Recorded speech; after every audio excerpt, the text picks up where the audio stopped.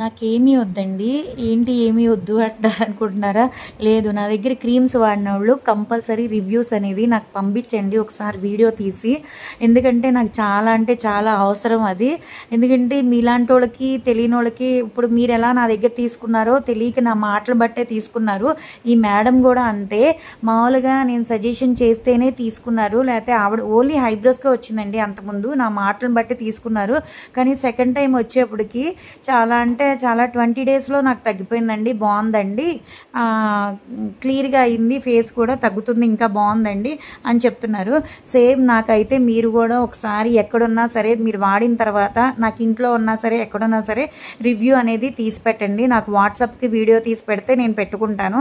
ఓకేనా? అది మీకు ఓకే అనుకుంటేనే పెట్టండి.